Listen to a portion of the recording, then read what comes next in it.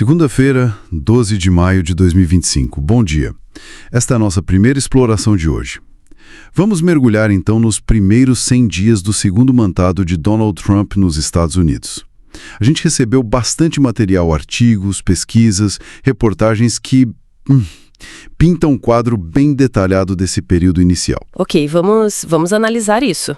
As fontes que temos cobrem desde índices de aprovação, e a situação econômica, até as políticas migratórias e o cenário internacional.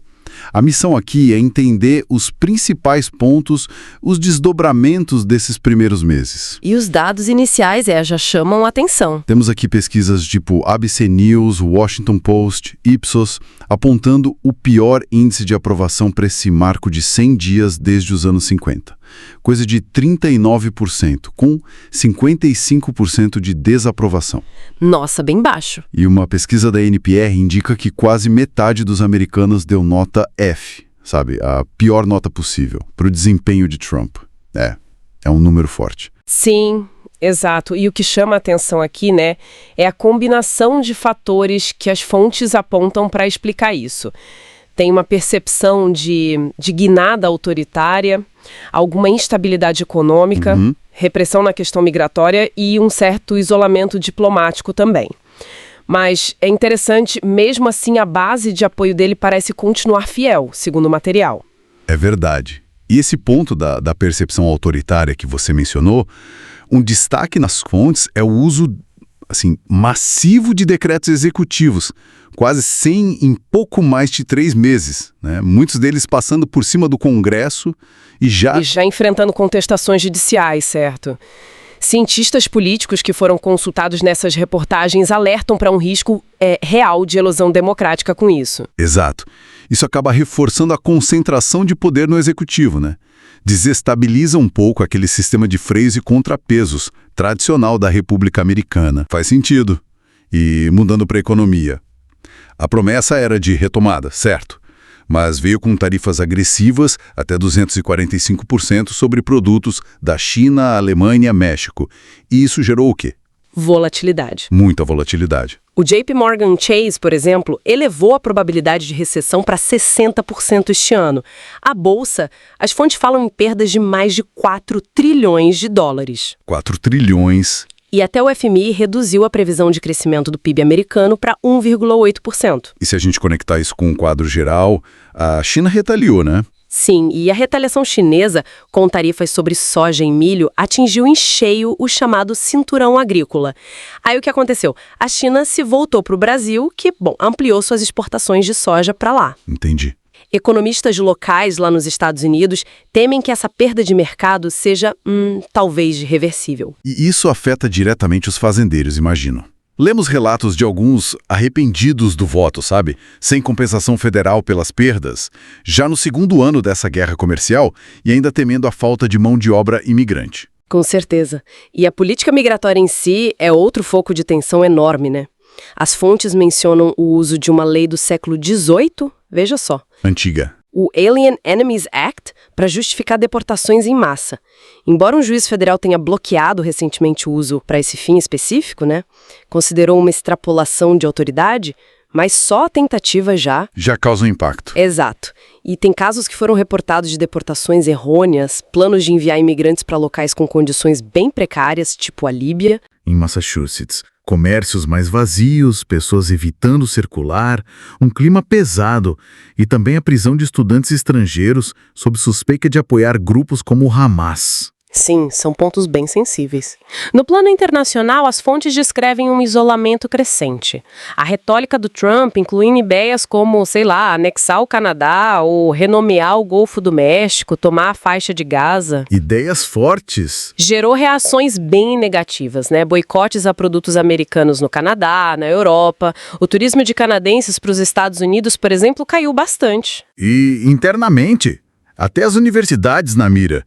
Congelamento de 2 bilhões de dólares em repasses para instituições como Harvard, acusadas de não colaborar com políticas federais. É um cenário complexo e, diante disso tudo, a oposição democrata é descrita nas fontes como meio desarticulada ainda, e os protestos mais pontuais sem força para mudar o rumo agora. E o controle republicano da Câmara ajuda a governar, imagina. Sim, garante a governabilidade. Mas, por outro lado, parlamentares republicanos mais moderados já demonstram temor de perdas futuras se essa retórica mais radical persistir. Então, o que tudo isso significa, juntando as peças que a gente viu nas fontes? Esses 100 dias iniciais revelam um cenário de forte tensão, tanto interna quanto externa, abalando pilares econômicos, sociais, diplomáticos dos Estados Unidos. Exatamente. E talvez uma reflexão final interessante que emerge dessas leituras é: num mundo tão conectado como o nosso, como essas dinâmicas e instabilidades internas lá nos Estados Unidos podem eventualmente afetar outros países, como podem afetar a ordem global que a gente conhece. É algo para a gente continuar acompanhando de perto, né? Com certeza. Faremos uma pequena pausa agora e voltamos já para continuar nossa análise sobre este tema. Bem-vindos de volta à nossa conversa. Bom, agora a gente vai mudar um pouquinho o foco, tá? Recebemos uns materiais bem interessantes sobre as falas recentes do Donald Trump, né? Aquela sobre o Canal do Panamá e essa ideia de recuperar o que ele chama de quintal dos Estados Unidos aqui na América Latina. Exato. E as fontes que a gente analisou, artigos, reportagens, elas traçam um panorama bem complexo, né? Elas dão um contexto dessas falas. Exploram a história do canal, claro, a soberania do Panamá e um ponto crucial, a disputa geopolítica que está crescendo entre Estados Unidos e China pela influência aqui na região. É muita coisa junta. Ok, então vamos tentar desatar esse nó. Nossa ideia aqui é entender o que está por trás dessa retórica, né? Separar o que é fato do que é, talvez, alegação e ver as implicações maiores para o Panamá e para a América Latina toda. O ponto central do Trump, pelo que as fontes indicam, é essa afirmação de que os Estados Unidos foram, enganados quando entregaram o canal lá em 99. E que a China estaria meio que assumindo o controle por baixo dos panos. Isso soa muito como a doutrina Monroe, né? Aquela visão antiga da América Latina como área de influência exclusiva dos Estados Unidos. Pois é, e o fascinante é como essa metáfora do quintal, como lembra a professora Natália Fingerman, que é citada numa das fontes, reflete historicamente uma relação bem assimétrica, né? Especialmente ali na América Central. E essa retórica, ela ignora totalmente os tratados Torrijos-Carter de 1977, um marco diplomático que formalizou toda a transferência para o Panamá, que foi concluída só em 99. E olha, o canal não é pouca coisa, né? Mais de 5% do comércio marítimo mundial passa por ali. É um ponto nevrálgico. Sim, mas as fontes também trazem a resposta do Panamá, né? O administrador da autoridade do canal, o Ricaute Vasquez Morales, ele foi bem enfático. Ele disse basicamente, o canal é operado por panamenhos. Rebateu direto essa ideia de controle chinês. Explicou que sim, empresas chinesas participam de licitações como outras para obras grandes, tipo túneis, pontes, mas sempre seguindo as regras de ACP, Autoridade do Canal. E ele fez questão de dizer, não tem dívida nenhuma pendente com os Estados Unidos por causa da transferência. E tem um ponto legal e importante aí. Existe um tratado de neutralidade permanente do canal, que foi assinado junto com os outros tratados. E ele é respeitado internacionalmente, garante a neutralidade da via. Quer dizer, não tem uma base legal clara para uma intervenção como a que foi sugerida. As fontes até mencionam umas alegações de sabotagem chinesa, que um ex-embaixador americano levantou, mas ressaltam que nunca apareceu prova concreta.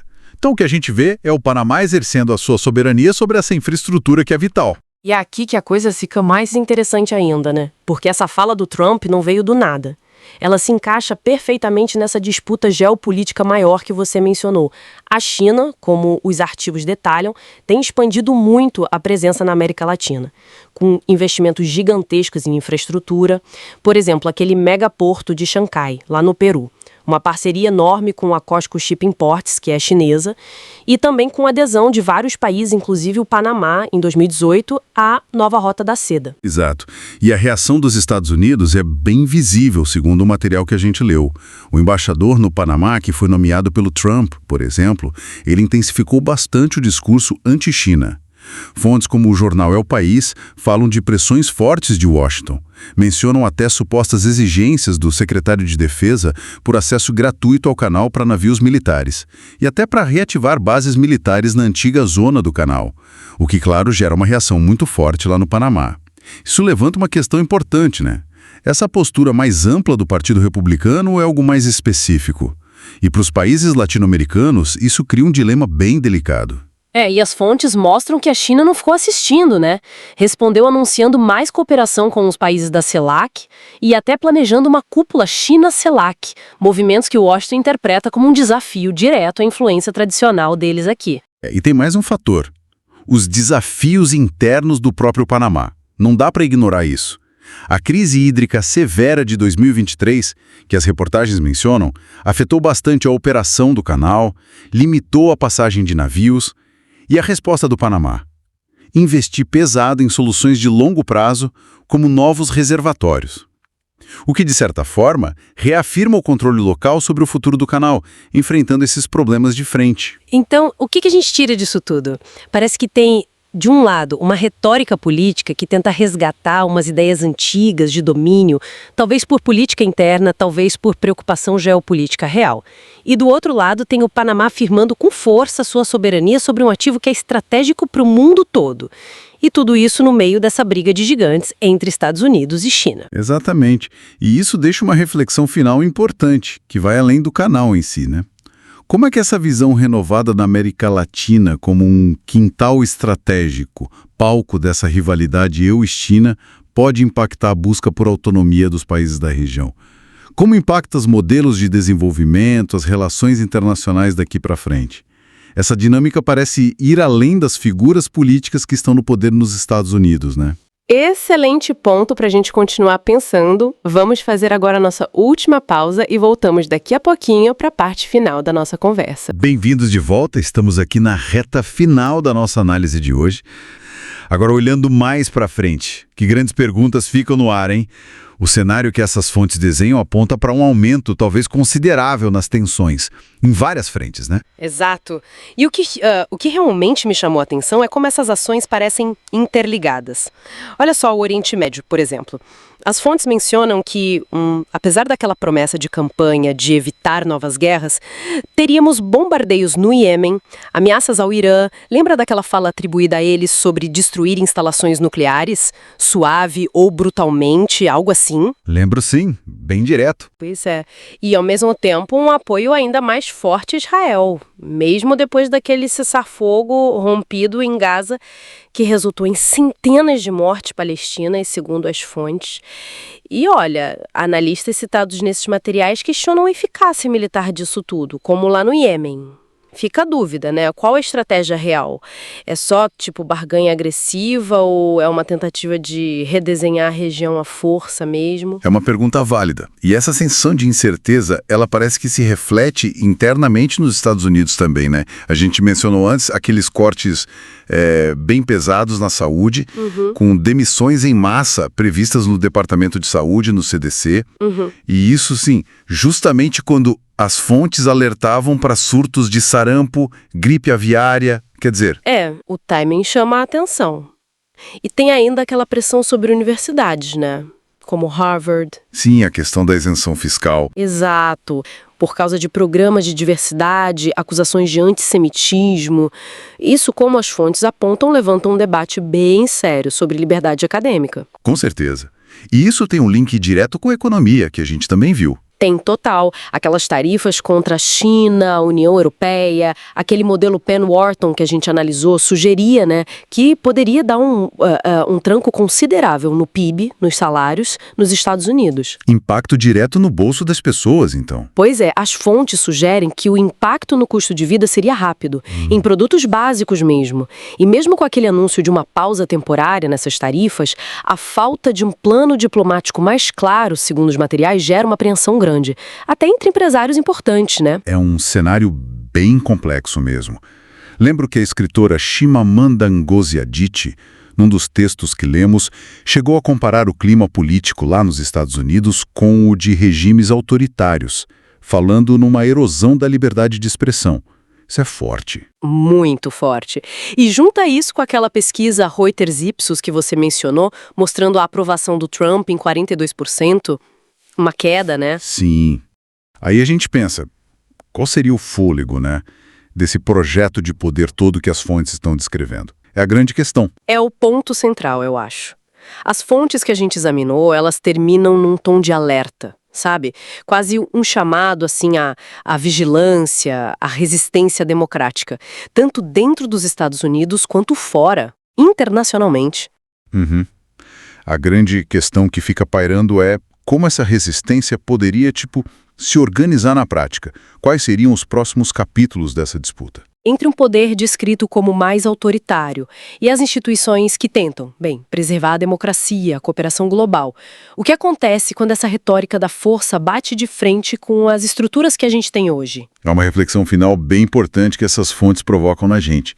Quer dizer, até que ponto o enfraquecimento de instituições num país tão influente pode gerar ondas pelo mundo todo, talvez exigindo respostas coordenadas de outros países.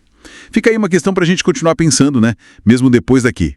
E só para lembrar o pessoal, o podcast vai ao ar de segunda a sexta, às 7 da manhã, meio-dia e 5 da tarde. E aos sábados, ao meio-dia. Fica o convite para acompanhar.